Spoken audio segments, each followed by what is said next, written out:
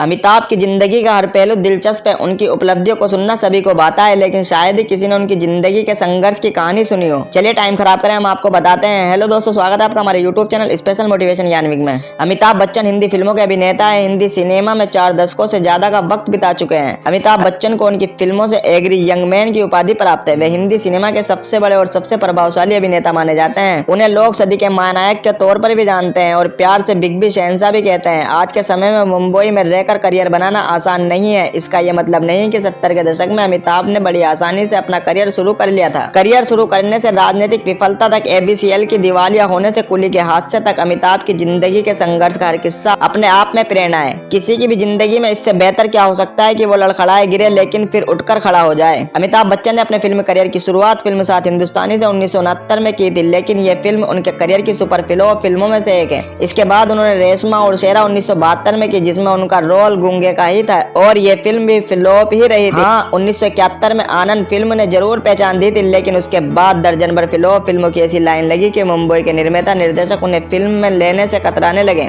उन्हें फिल्में मिलनी बंद हो गई। अमिताभ निराश होने लगे थे। मेहनत और टैलेंट के बाद भी नाउम्मीदी दिख रही थी और नछोर अमिताभ उन दिनों फिल्म लाइन में बुरे दौर से गुजर रहे थे। लंबे और पतली टांगों वाले अमिताभ को देखकर निर्माता मुंह पिचका लेता था। वो मुंबई से लगभग पैकअप करके वापस घर जाने का मन बना चुके थे। उन दिनों प्रकाश मेहरा 1973 में जंजीर की कास्टिंग कर रहे थे और उनकी समझ में नहीं आ रहा था कि उनकी फिल्म में, जिससे उन्हें काफी उम्मीदें हैं, किस एक्टर को लीड रोल में लिया जाए। वे अपने ऑफिस में इसी फिल्म के बारे में प्राण से चर्चा कर रहे थे। तब प्राण ने उन्हें अमिताभ का नाम सुझाया। प्रकाश मेहरा ने इनकार भाव से सिर झटक दिया। तब प्राण ने केवल इतना कहा कि ज्यादा बेहतर है कि एक बार अमिताभ की कुछ फिल्में देख लें और फिर मन में जो आए वो फैसला करें। साथ ही यह भी कहा, बेशक उसकी ज्यादातर फिल्में फ्लॉप हुई है, लेकिन उसके अंदर कुछ खास जरूर है। टैलेंट की उसमें कमी नहीं, बस उसे जरूरत है तो एक सही फिल्म की।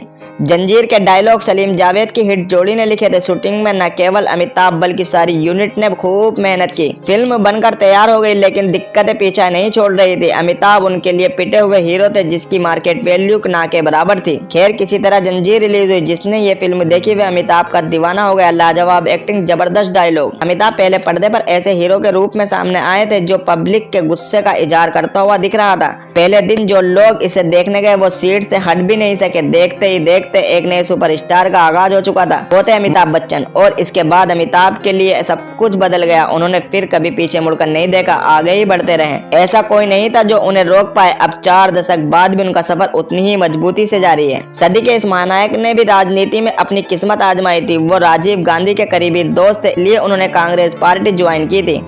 देश के 8वें आम चुनाव में ताकतवर नेता HN बहुगुणा को हराया था, लेकिन उन्हें यह राजनीति का संसार कुछ ज्यादा नहीं भाया और उन्होंने मात्र 3 साल में इससे अलविदा ले लिया। अमिताभ बच्चन का जन्म 11 अक्टूबर 1942 को उत्तर प्रदेश के इलाहाबाद जिले में हुआ था। उनके पिता का नाम हरिवंश राय बच्चन था। उनके पिता हिंदी जगत के मशहूर कवि रहे हैं। उनकी माँ का नाम तेजी बच्चन था। उनके एक छोटे भाई भी है जिनका नाम अजिताभ है। अमिताभ का नाम पहले इनकलाब रखा गया था, लेकिन उनके पिता के साथी रहे कवि सुमित्रा नंदन पंत के कहने पर उनका नाम अमिताभ रखा गया। अमिताभ बच्चन शेरवुड कॉलेज नैनीताल के छात्र रहे। इसके बाद दिल्ली विश्वविद्यालय के किरोरीमल कॉलेज से की थी। पढ़ाई में वे काफी अव्वल थे और कक्षा के अच्छे छात्रों में उनकी गिनती होती थी। कहीं ना कहीं ये गुण उनके पिताजी से ही आए थे, क्योंकि वे भी जाने माने कवि रहे हैं। अमिताभ बच्चन की शादी जया बच्चन से हुई, जिनसे उन्हें 2 बच्चे हैं। अभिषेक बच्चन उनके सुपुत्र हैं और श्वेता नंदा उनकी सुपुत्री है। सर्वश्रेष्ठ अभिनेता के तौर पर उन्हें 3 बार राष्ट्रीय फिल्म पुरस्कार मिल चुका है। इसके अलावा 14 बार उन्हें फिल्म फेयर अवार्ड भी मिल चुका है। फिल्मों के साथ वे गायक, निर्माता और टीवी प्रेजेंटर भी रहे हैं। भारत सरकार ने उन्हें पद्मश्री, पद्म भूषण सम्मान से भी नवाजा है। अमिताभ बच्चन सदी के महानायक कहे जाते हैं। वे हिंदी फिल्मों के सबसे बड़े सुपरस्टार माने जाते हैं। उन्हें असली पहचान फिल्म जंजीर से मिली थी। यह फिल्म अमिताभ से पहले कई बड़े अभिनेताओं को ऑफर हुई थी, जिसमें मशहूर अभिनेता राजकुमार भी शामिल थे, लेकिन राजकुमार ने इस फिल्म को यह कहकर ठुकरा दिया था कि डायरेक्टर के बालों के तेल की खुशबू अच्छी नहीं है।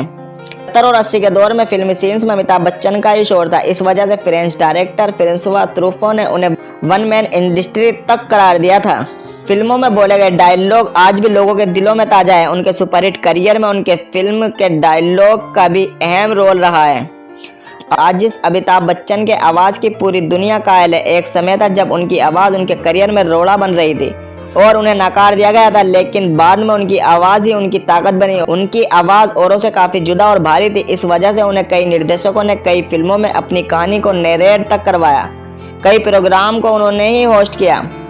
उनकी फिल्में अच्छा बिजनेस कर रही थी कि अचानक 26 जुलाई 1982 को कुली फिल्म की शूटिंग के दौरान उन्हें गंभीर चोट लग गई। दरअसल फिल्म के एक्शन दृश्य में अभिनेता पुनीत इस्सर को अमिताभ को मुक्का मारना था और उन्हें मैच से टकराकर जमीन पर गिरना था, लेकिन जैसे ही वे मैच की तरफ कूदे, मैच का कोना उनके आंतों में लग गया, जिसकी वजह से उनका काफी खून बह गया और स्थिति इतनी गंभीर हो गई कि ऐसा लगने लगा कि वो मौत के करीब है, लेकिन लोगों की दुआओं की वजह से वे ठीक हो गए। कुली में लगी चोट के बाद उन्हें लगा कि वे अब फिल्में नहीं कर पाएंगे और उन्होंने अपने पैर राजनीति में बढ़ा दिए। उन्होंने 8वें लोकसभा चुनाव में अपने गृह क्षेत्र इलाहाबाद की सीट से उत्तर प्रदेश के पूर्व मुख्यमंत्री HN बहुगुणा को काफी ज्यादा वोटों से हराया। राजनीति में ज्यादा दिन वे नहीं टिक सके और फिर उन्होंने फिल्मों को ही अपने लिए उचित समझा। जब उनकी कंपनी ABCL आर्थिक संकट से जूझ रही थी, तब उनके मित्र और राजनीतिज्ञ अमर सिंह ने उनकी काफी मदद की थी। बाद में अमिताभ ने भी अमर सिंह की समाजवादी पार्टी को काफी सहयोग किया। उनकी पत्नी जया बच्चन ने समाजवादी पार्टी को ज्वाइन कर लिया और वे राज्यसभा की सदस्य बन गई। अमिताभ पार्टी के लिए कई विज्ञापन और राजनीतिक अभियान भी किए। फिल्मों में एक बार फिर उन्होंने वापसी की और फिल्म शहंशाह हिट हुई। इसके बाद उनके अग्निपथ में निभाए गए अभिनय को काफी सराहा गया और इसके लिए उन्हें राष्ट्रीय फिल्म पुरस्कार भी मिला, लेकिन उस दौरान बाकी कई फिल्में कोई खास कमाल नहीं दिखा सकी। सन 2000 में आई मोहब्बत है उनके डूबते करियर को बचाने में काफी मददगार साबित हुई। के बाद उन्होंने कई फिल्मों में काम किया, जिससे आलोचकों के साथ साथ दर्शकों ने भी काफी पसंद किया। 2005 में आई फिल्म ब्लैक में उन्होंने शानदार अभिनय किया और उन्हें राष्ट्रीय फिल्म पुरस्कार से एक बार फिर सम्मानित किया गया। फिल्म पा में उन्होंने अपने बेटे अभिषेक बच्चन के ही बेटे का किरदार निभाया। फिल्म को काफी पसंद किया गया और एक बार फिर उन्हें राष्ट्रीय फिल्म पुरस्कार से नवाजा गया। उन्होंने टीवी की दुनिया में भी बुलंदियों के झंडे गाड़े हैं और उनके द्वारा होस्ट किया गया KBC बहुत ही पॉपुलर हुआ। इसने TRP के सारे रिकॉर्ड तोड़ दिए और इस प्रोग्राम के जरिए कई लोग करोड़पति बने। इन सब के भीतर अमिताभ बच्चन लोगों की मदद के लिए भी हमेशा आगे खड़े रहते हैं। वे सामाजिक कार्यों में काफी आगे रहते हैं। कर्ज में डूबे आंध्र प्रदेश के 40 किसानों को अमिताभ ने 11 लाख रुपए की मदद की। विदर्भ के किसानों की भी उन्होंने 30 लाख रुपए की मदद की। इसके अलावा और भी कई ऐसे मौके रहे हैं जिसमें अमिताभ ने दरिया दिली दिखाई है। जून 2000 में वे पहले एशिया के ऐसे व्यक्ति थे जिनकी लंदन में मैडम तुसाद संग्रहालय में व्यक्ति की मूर्ति स्थापित की गई थी। उनके ऊपर कई किताबें भी लिखी जा चुकी है। टेक्नोलॉजी के दौर में भी सबसे एक्टिव है बच्चन। आज का दौर सोशल मीडिया का है। खबरें पल पल में इंटरनेट पर अपलोड होती रहती है। ऐसे में हमारे बिग भी कहाँ पीछे रहने वाले हैं। वे भी फेसबुक ट्विटर का जमकर इस्तेमाल करते हैं और यही कारण है कि दोनों सोशल नेटवर्किंग साइट्स पर उनके फैंस की संख्या लाखों करोड़ों में है। वे अपने चाहने वालों को कभी नहीं निराश करते हैं और पल पल की घटनाओं को वो इन माध्यमों के जरिए शेयर करते हैं। उम्मीद है अमिताभ बच्चन की जीवनी आपको जरूर पसंद आई होगी। मिलते हैं दोस्तों अगली वीडियो में न्यू टॉपिक के साथ। आप चैनल पर पहली बार जुड़े हैं तो चैनल को भी सब्सक्राइब कर दे, वीडियो को भी लाइक कर दे। जय हिंद।